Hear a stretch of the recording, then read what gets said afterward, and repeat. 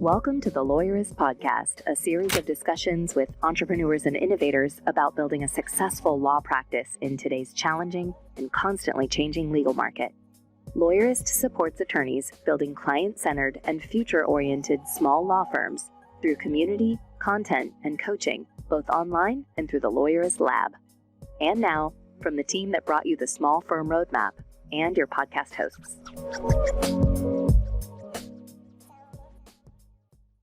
Hi, I'm Stephanie Everett. And I'm Zach Glazer. And this is episode 477 of the Lawyerist podcast, part of the Legal Talk Network. Today, we're replaying an episode on staying sober with Annie Grace. Today's show is brought to you by Posh Virtual Receptionists, Net Documents, and LawPay. We wouldn't be able to do our show without their support, so stay tuned. We'll tell you more about them later on. So, Zach, this is a replay of this episode, and maybe you could just share why we're doing it. Yeah, so I think this episode is becoming kind of a tradition. I think it's an important topic to talk about in general, but around the holidays, I think it's good to talk about sobriety and, kind of just our relationship and people's relationship with alcohol, because there's a lot of times this is a difficult time for people. So I like it as a good tradition for Lawyerist here. And this is a time for traditions. Traditions make us feel connected with the past. They make us feel comfortable. I know a lot of people have a lot of holiday traditions. I grew up in a large family or a large extended family, and we would go around the table at Thanksgiving and say what we were thankful for. And I think a lot of people do that, but we would go around individually, and whether you were 5 or 85, you had to say something you were thankful for. And so in that spirit, I'm thankful for this community. I'm thankful that I get to wake up and connect with empowered, intelligent attorneys running healthy law firms, and that I get to help facilitate that and affect that in whatever small or large way that I'm able to do.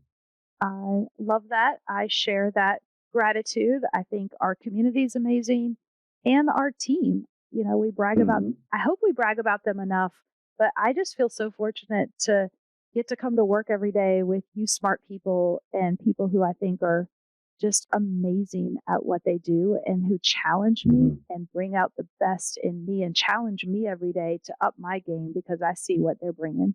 Right. Well, I hope other people in our community kind of feel that way about their own teams, but I would love to hear what the listeners of this podcast are thankful for. I think specifically maybe in their business, but it can certainly be anything, and they can find us on any of our socials at, I hate to say Twitter, but X or whatever manifestation it's in. Instagram, LinkedIn is probably a fantastic way to find us, or even just on our website. So now here is actually Sam Glover's conversation with Annie. Hi, my name is Annie Grace. I am the author of This Naked Mind and The Alcohol Experiment, and really just want people to help, look at alcohol mindfully more than anything else. Thanks for having me. Welcome to the podcast, Annie. It's kind of been an interesting experience getting you on the podcast. I had no idea who you were until about 30 days ago, exactly, when one of our community members, Jennifer Longton, said you have to have Annie Grace on your podcast. And I found your materials. I started my own alcohol experiment. I read This Naked Mind, and now you're a celebrity in my mind, and I'm thrilled to have you on the podcast. So welcome. That's awesome. You have your own podcast called This Naked Mind too, right? Yes, This Naked Mind podcast. Very cool. After I learned who you were and started investigating and reading, your name kept popping up more and more and more, especially among people I know who had their own struggles with alcohol. You've helped a lot of people. That must be a really humbling and amazing experience. Yeah, it's mind-blowing, and definitely like, okay, this is happening with or without me. I'm just glad to be able to play a part, right? Do you know how many people have signed up for the alcohol experiment? It feels like thousands. Yes. Maybe tens of thousands? No, we've crossed 100,000. Just wow. Yeah. That's really amazing. Well, good work, I guess. You probably don't need me to pat you on the back, but great work.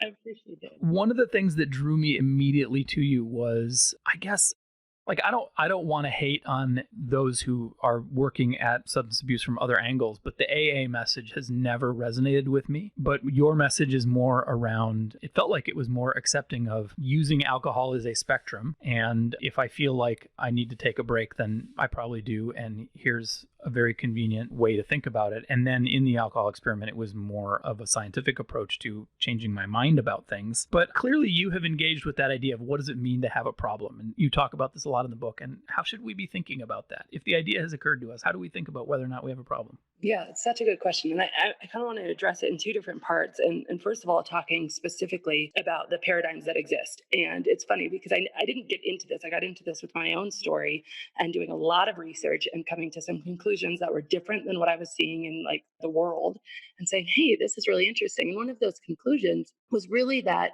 we don't use this all or nothing mentality with anything else. I mean, I can't think of anything else where 100% is success and 99.9% is like shameful, abject failure. Like it is if you have a drink after you're sober, quote, or if you're in recovery. And not only do we not use it with anything else, it isn't relevant to the majority of people.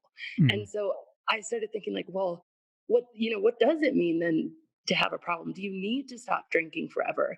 And the science says that most people don't. That actually, like, according to the Center for Disease Control, 90% of people who excessively drink aren't chemically addicted. They're not clinically addicted. They don't need sobriety as their solution. And I'm trying to remember from your book, but there is such a thing as chemical addiction where, like, if you do have another sip at any point in your life, it will sort of wake your brain up to addiction again and you'll be addicted all over again. But that isn't the majority? No, it's not. It's only 10% of excessive drinkers. So it's a vast minority of people. And that really happens over time. Alcohol changes the brain to where you have fewer dopamine receptors and all that detail. And basically what happens is then, one drink after even 10 years of sobriety can get you right back into the pits of the pathways in the brain that were originally addicted. But most people, they just need a break.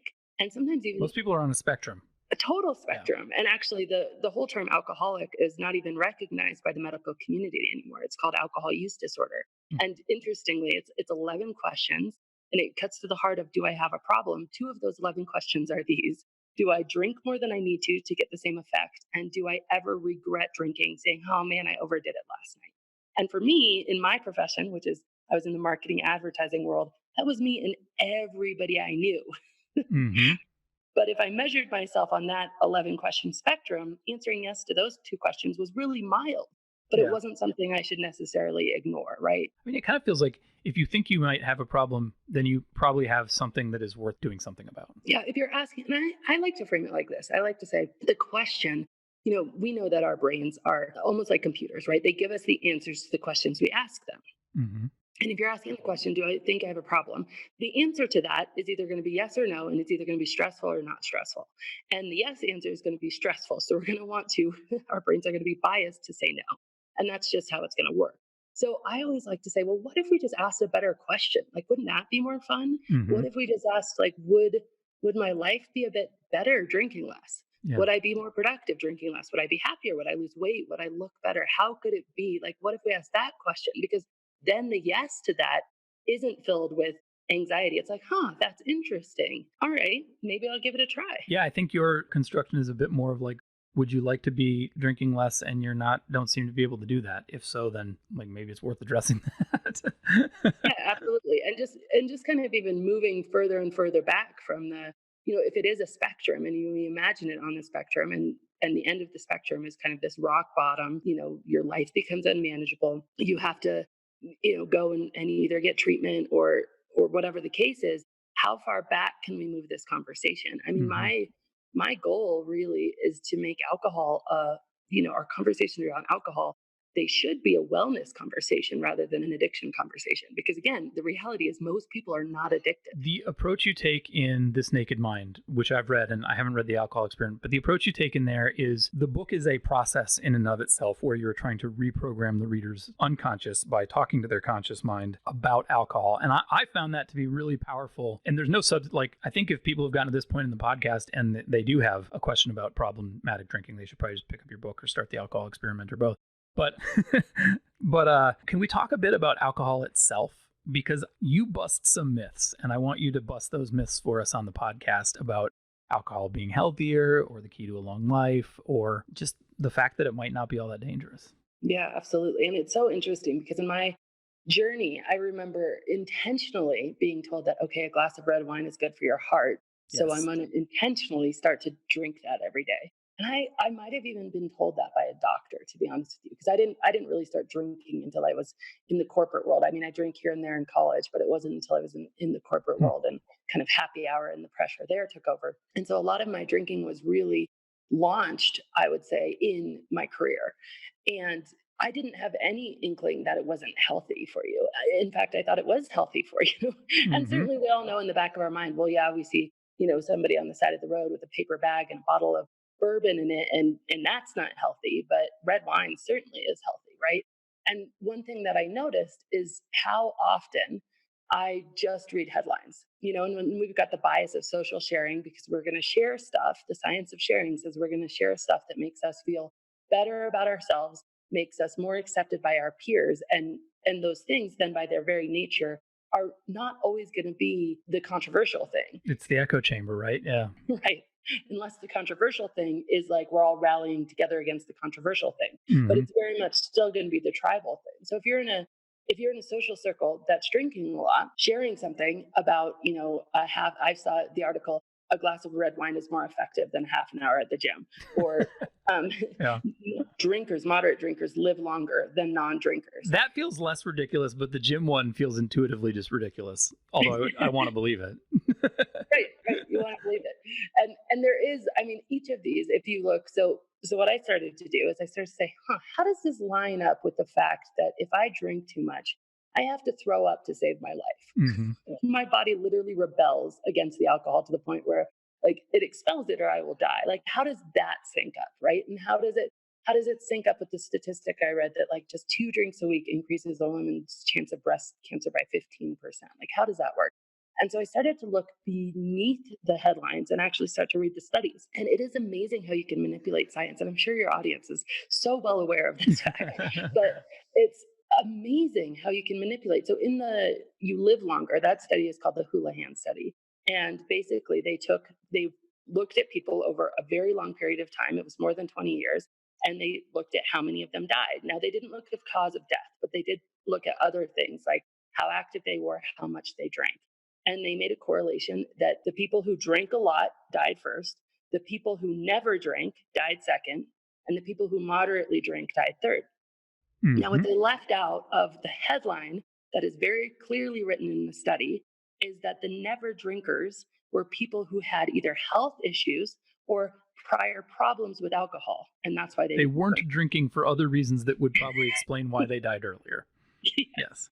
And often that reason was a prior problem with alcohol. So they were sober in recovery. So they'd already done the damage Right. to their liver. So then you have this headline saying moderate drinking makes you live longer. No, and it's just so far from reality. It's the same thing with red wine and heart health. So they basically did a study and it was in mice, where resveratrol, which is the compound in wine that is supposed to be really good for your heart, reduced it was heart disease in mice. Hmm. And so there was this huge study, and they said, okay, red wine is good for your heart because it has this chemical compound, which, by the way, is also found in like blueberries and stuff like that. But let's conveniently leave that out. All these antioxidants and whatever. And then they did a study within the last few years where they actually decided to test this in, I believe it was either Italy or France, against people who were drinking lots of red wine and heart health. And they found that that compound actually did not have an effect on human heart health. It was just in the mice that came up, and they couldn't replicate the mice study. But again, once that headline gets out there, you can look at this and you can say, okay, if there's a headline recently about no level of alcohol is safe for you. That came out about a year and a half ago. And nobody And shares that one.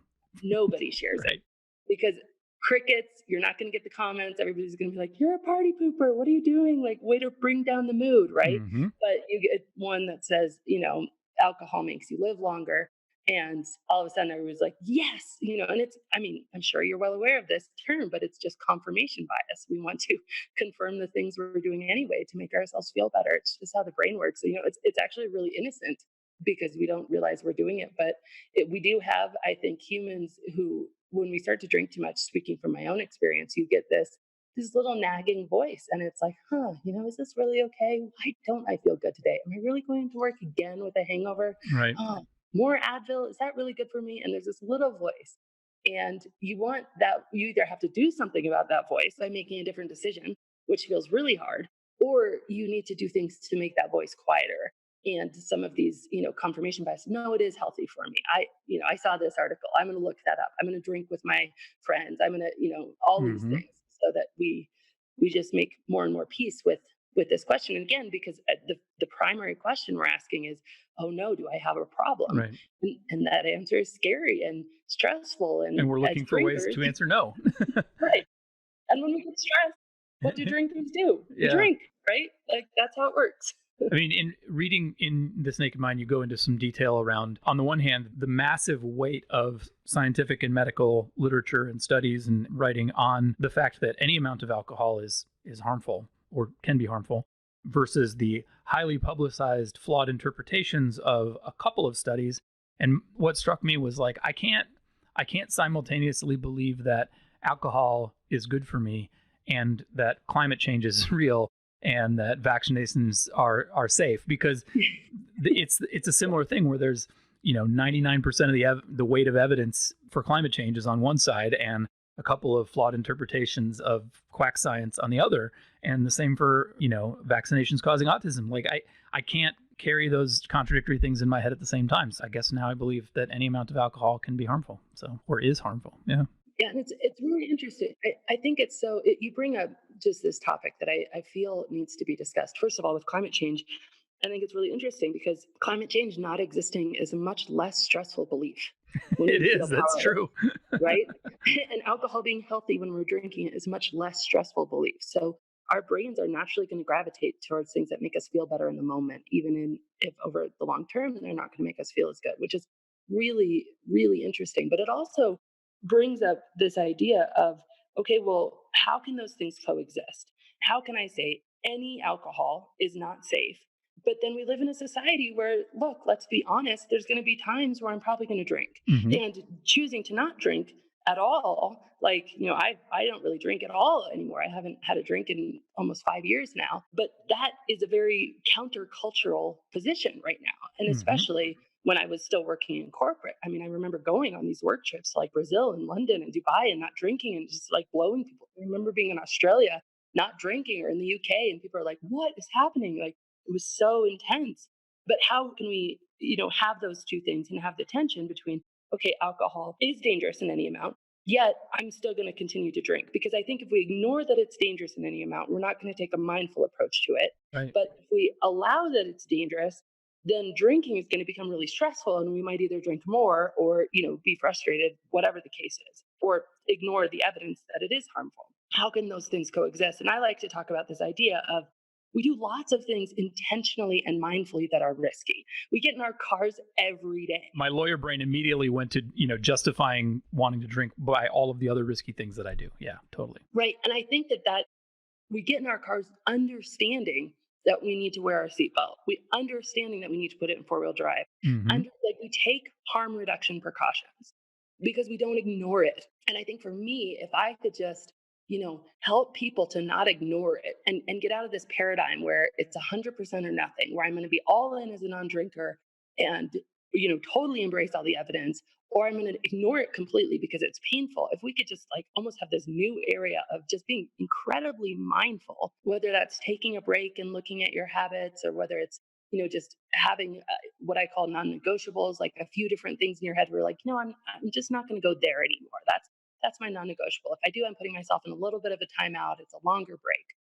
Just saying, okay, I'm going to do this, but I'm going to do it knowing the risks. I feel like we owe it to ourselves. I mean, we're more conscious. I had this crazy conversation. Sorry to go on a tangent. No, bring it. Yeah. I literally was sitting around with a group of girlfriends, and they were all drinking wine, and I was drinking a plastic water bottle. And one of them was like, those have BPA. Yeah. and I'm like, wait, what? You're like, what? That's ethanol in your glass? That's the same stuff that goes into your car. Yeah. I can't even comprehend that you're drinking wine, but that's the level of us not Right. saying, Let's level educator. our understanding of the risk, basically. Yeah, and then make your decision. And there's no right or wrong decision, in my opinion. I know that's contrary to the traditional kind of recovery community, but like in my opinion, there's no right or wrong decision. But go into it mindfully, like you owe it to yourself to do that. I mean, so like I said, I think I said it at the top to our listeners. So I went through the alcohol experiment, and today is day 30. So today's my last day. I read most of your emails.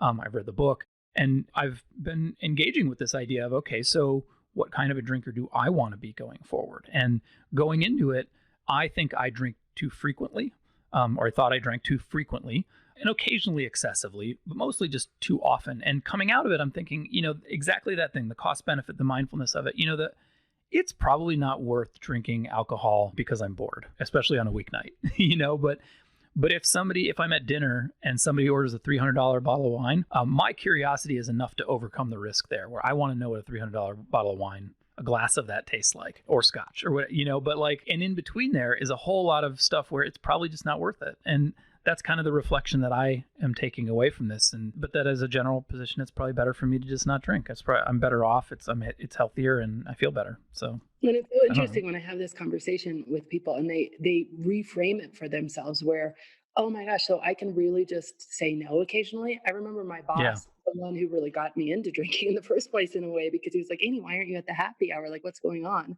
like, oh, I don't really drink. He's like, oh no, it's not about that. You got to network here. You got to show up for the big bosses who are in town from London. You got to be here. And I was like, okay.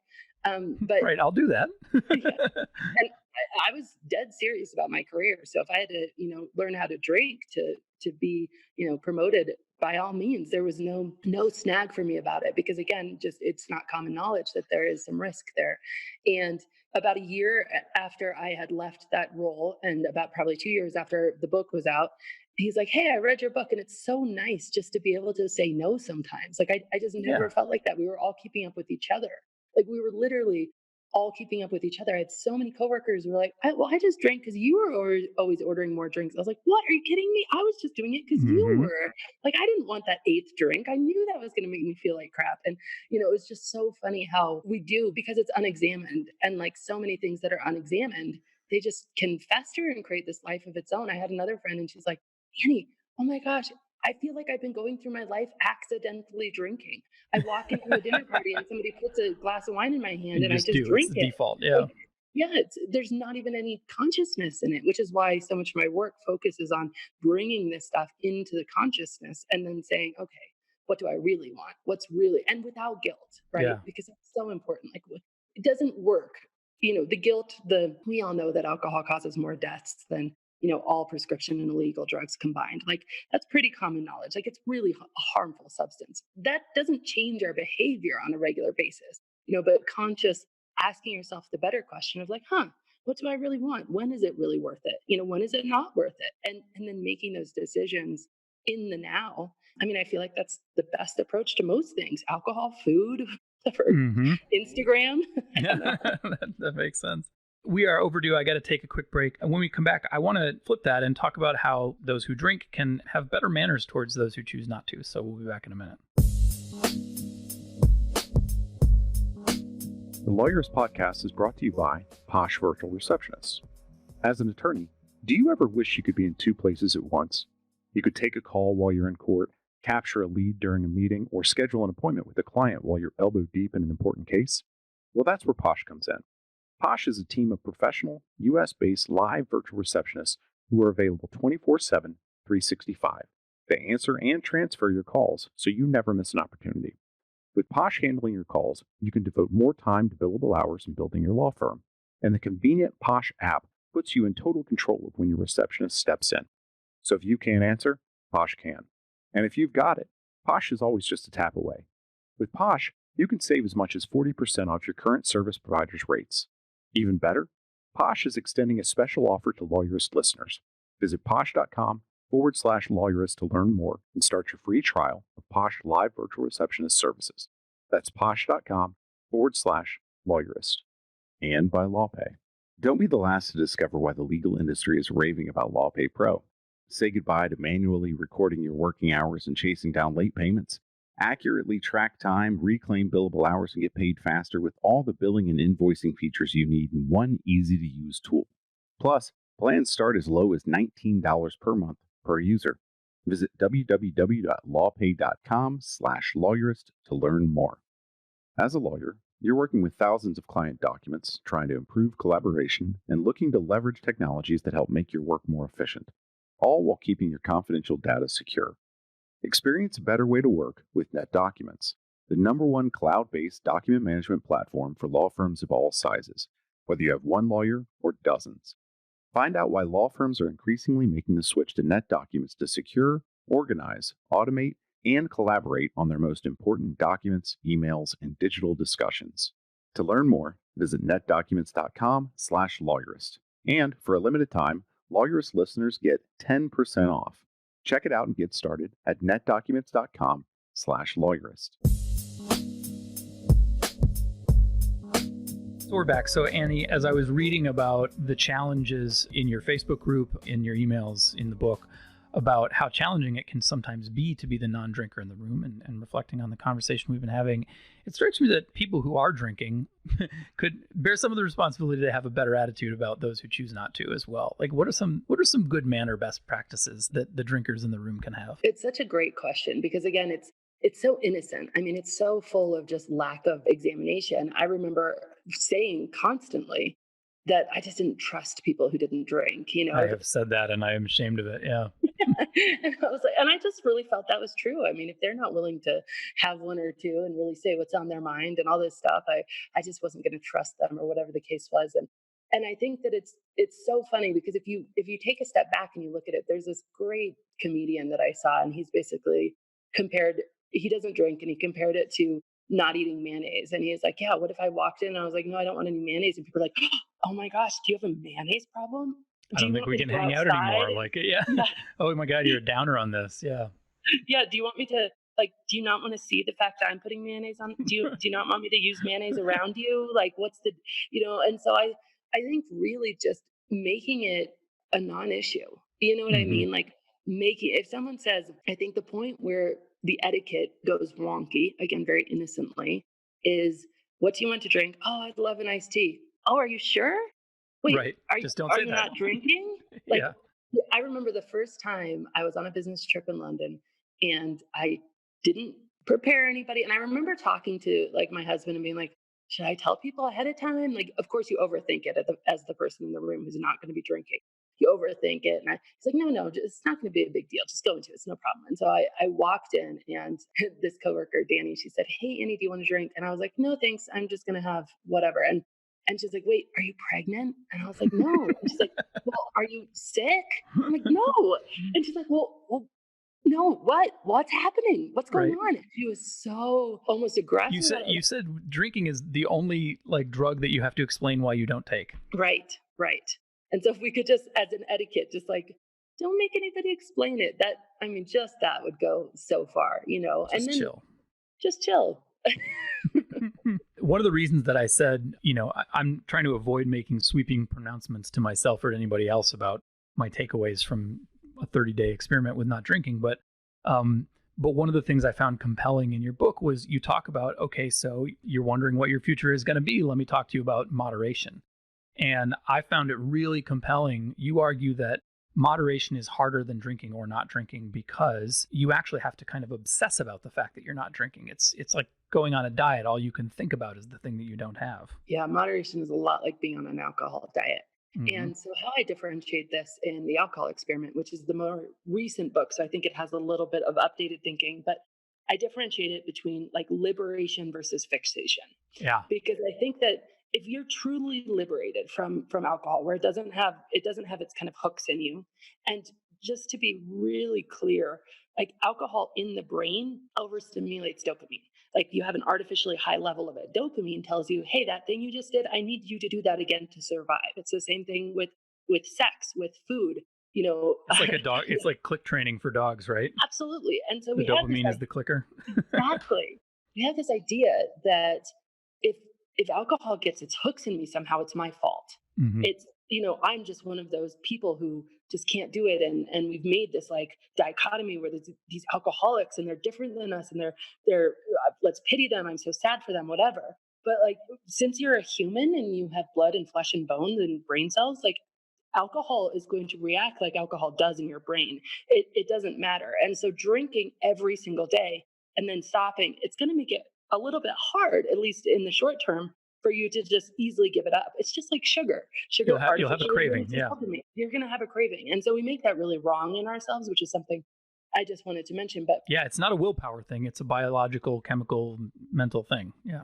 Right. Yeah. It has nothing to do with you being strong enough or, good enough or not being, but we've made it all that. We've made people drinking too much. Like we don't have like cigarette-aholics or like heroinism. Like we're just like, no, cigarettes are addictive. I guess we do like potheads though. That's true. That's totally a fair point. That's funny. Yeah, but with alcohol, no, it's all about the person. The person, something wrong with the person. And we feel that shame because we've been carrying it for a long time. And so what I like to do is just really differentiate between this idea of liberation, which is you walk into a party. What's your first thought? Is your first thought, okay, am I going to drink? Am I not going to drink? Where is the drinks? What is there to drink? You're fixated. That's the fixation side of it. If you walk into the party and you're like, oh, who's here? Alcohol's not top of mind. And so I think it's really about, and I have a whole kind of list in the book of different ways you can look at this in different circumstances to just give people a framework to think about it. But the key for me, I wanted alcohol to become small and irrelevant in my life. And I, like you, I do not make sweeping, I will never say I'm never drinking again for two reasons. Number one, I know how the brain works and the brain's going to go, whoa, whoa, whoa, that's too scary. I can't do it. It's forbidden fruit. Oh my gosh. So what I say is I drink whatever I want. I just haven't wanted to have a drink in 5 years. So it is true. I haven't wanted to because I've done a lot of work on my thinking and what I believe about alcohol. And when you believe the things that the science says, it's hard to want to in most circumstances. And that's what my work is really centered on. But when you're fixated on it, it creates a huge amount of mental noise. There's a huge amount of back and forth. And am I going to, am I not going to? There's a huge amount of just thinking about drinking. Or I've always taken breaks to make sure that I can. But there was something different about this one because previously it's always been for a week or 2 or 3 or 4. It's I'm not drinking, I'm not drinking, I'm not drinking, right? That's the constant mantra in my head, basically. Yeah, the breaks without the mindset shift, which is what the alcohol experiment delivers that nothing else does, are literally creating the diet mentality. It's creating the forbidden fruit. It's, okay, 2 things come out of the break. 1, man, did I miss it? And 2, thank God I proved to myself that I don't have a problem. And so both of those things accumulate into more drinking, ironically. And so, so I didn't want that with the alcohol experiment. With the alcohol experiment, you're 15 days in and you're like, I don't even think I want to drink. That's interesting. Maybe I'll never drink. Maybe I will. Who knows? I'm just going to play it by ear. And so it's really this fascinating giving you back all the power because I'm just giving you the knowledge. I'm just taking this thing that's previously unexamined and we're going deep into examining it. And then you're making your own decision again, based on, maybe I want to skydive someday. There's risk in that. Maybe I want to keep drinking. There's risk in that. But for me, the goal should always be, and again, it's about asking your brain a better question. The goal should be freedom. It is not free, in my opinion, to stop drinking and go to meetings every single day about drinking. And if people, that works for them and they need to do that, that is amazing and it's beautiful. And I support that 100%. In my life, that would not be freedom. Right. That would be giving alcohol more power than it even had when I was drinking it. And so for me, freedom is getting rid of the thinking, getting rid of the fixation, getting rid of the desire so that it is small and irrelevant. So then, and that's what people report. Like, they're like, well, if I want to drink, I have one. But if I don't, I'm not thinking about it. I'm not craving it. And I think if you are in the fixated part, if you are where it's taking up a lot of your mental energy to be like, am I going to, am I not going to, how much, when? I mean, I remember all of those things. Not going to drink until Friday. Okay, couldn't do that. So I'm just going to not drink until Thursday. Couldn't do that. Okay, I'm just going to have one alcohol-free day a week. Right. I mean, you share these examples from your own background and as just general examples in the book and in the emails that I received through the alcohol experiment. And they just so resonate with me that I'll be like, I feel like I've had a drink every night for 5 days in a row. Maybe tonight I shouldn't drink. And inevitably, in the evening, when I'm tired and bored and my defenses are down, that crumples. And it's because I'm trying to moderate. I think that's why it resonated so strongly with me, where I was like, yeah, it's a lot easier just to say, no, I'm probably not drinking. Yeah, and there's another factor of the brain that it's like you could look at the brain like a little kid, right? Like if a little kid is coming to you and they want ice cream, Mm-hmm. and they think there's a chance they're going to get ice cream, how much are they going to talk to you about it? Even if you say no, if they still think there's a chance, they will You not ask me shut one up. more time, the answer is no. They will say everything possible. They will never shut up. But if Mm-hmm. they know there's no chance, if they're sure there's no chance, if you say, you know what, today, like if they believe your word and they Mm-hmm. know there's no chance, they shut up and they let it go. The brain is the same way. And that's why this firm decision for 30 days can feel really easy because you said no chance, 30 days, no chance. You've reset your The brain default. shuts up. The Yeah. brain goes away. It's like, okay, I'm not drinking. Let's think about other more interesting stuff. But if you go into it, which is what moderation is, am I going to do it? Am I not going to do it? How much am I going to have? The brain is not going to stop because guess what? It craves the artificial stimulation that alcohol provides at a neurochemical level. I mean, there's just not really any getting around the science behind that. And so it's going to create a lot of internal, am I not? And, none of that feels good. But if you make a firm decision, and I always recommend that people, just don't go back into it after an experiment. Don't go back into it mindlessly. Yeah. Don't let somebody just put a bottle of beer in your hand at a Make party. a decision. Make a decision, Yeah.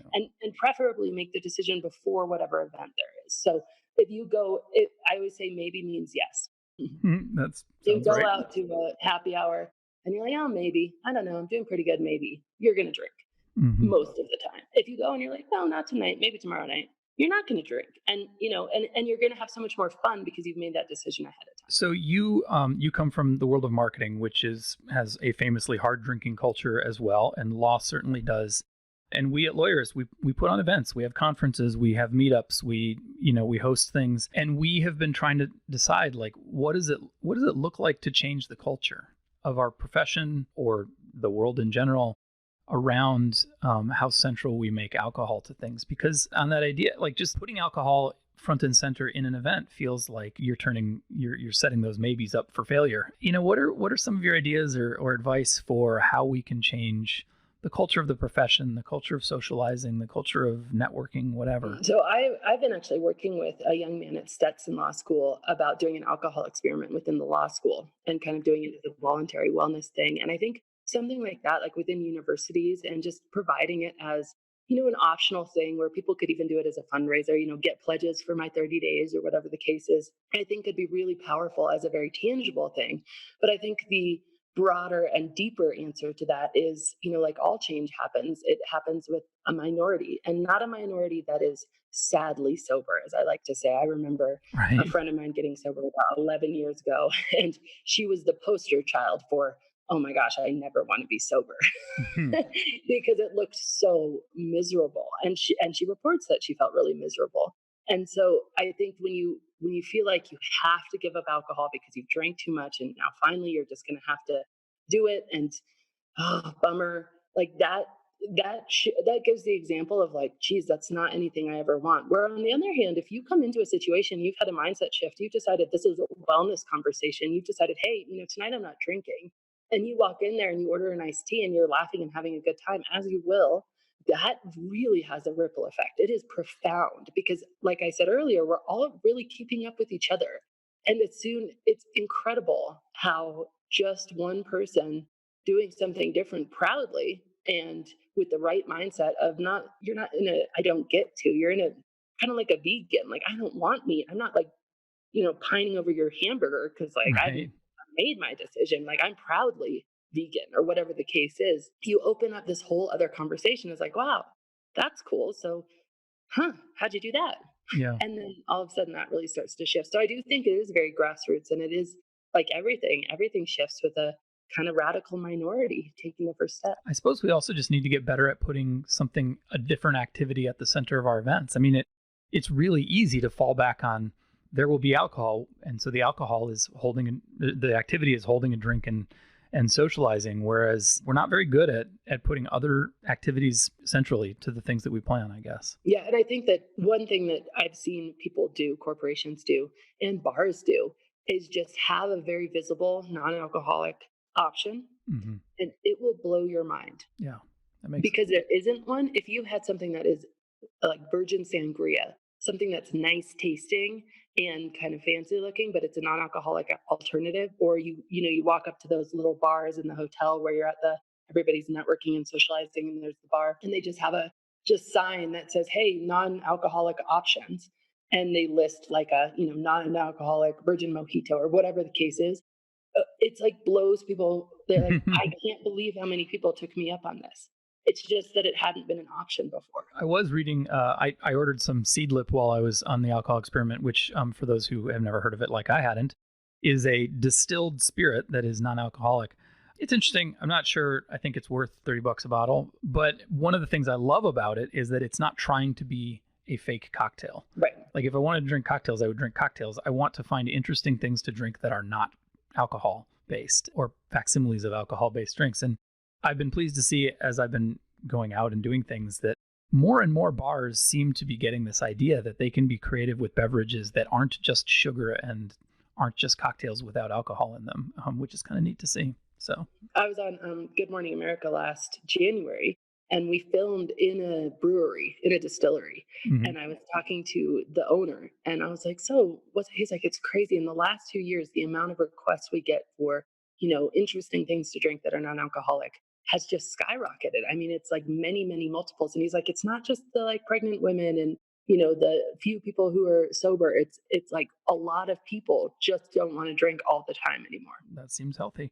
Speaking of which, by way of closing, I suppose, what's your favorite beverage for social non-alcoholic beverage consumption? It's funny, I'm drinking it right now. I love Brew Doctor kombucha. It's like a clear mind, like this organic fermented tea, has rosemary and sage in it. I think it's great. I'm still trying to get my head around kombucha, but Aaron Street, my business partner, makes his own, and his mom is starting her own business brewing kombucha out of her house and selling it. So I think I need to get with the program. Well, and you need to be really careful, because if there's a lot of very vinegary tasting kombuchas. Yeah, I think that's where I started, and I was like, ugh. Yeah, but, you have one of the wrong ones, and you're like, oh, why would anybody? But the thing that's great about it, if you can get a good one, is it's very mild and it's sippable. Like it has almost I don't know if it's called speed bumps or something. You know how alcohol, you're not going to just down it all. Right. But orange juice, you're just going to chug it. And then what are you going to do? Drink 18 orange juices? It's not going to happen, right? So kombucha is you feel like an adult still. But what you just nailed, speed bumps, I like that, because that is a quality that alcoholic beverages have, where they encourage you to sip them and drink them slowly. I mean, until you get to a certain point. That water doesn't have. You can chug a glass of water. It's an interesting quality that is harder to find outside of alcoholic drinks. But I have noticed that about kombucha. You're putting it into the experience of drinking rather than the facilitating hydration, right? Yeah. Which is what we're after, really. That is what I hope to see more of if this idea spreads, is drinks that are enjoyable to drink, not because they get you tipsy. Yeah. Absolutely. Annie Grace, thank you so much for being on the podcast. I really appreciate your time. And I think it's worth encouraging listeners to, go and try the alcohol experiment. It's, I guess if you find yourself coming up with excuses like I did, I was looking at the page and I'm like, oh, but the holidays are coming up. There's going to be things that I want to drink. And I'm like, damn it. Now I'm making excuses, so I have to do it. Give it a try. That's awesome. So anyway, thank you so much, Annie. Thank you. The Lawyerist podcast is edited by Brittany Felix. Are you ready to implement the ideas we discuss here into your practice? Wondering what to do next? Here are your first 2 steps. First, if you haven't read the Small Firm Roadmap yet, grab the first chapter for free at Lawyerist.com/book. Looking for help beyond the book? Let's chat about whether our coaching communities are right for you.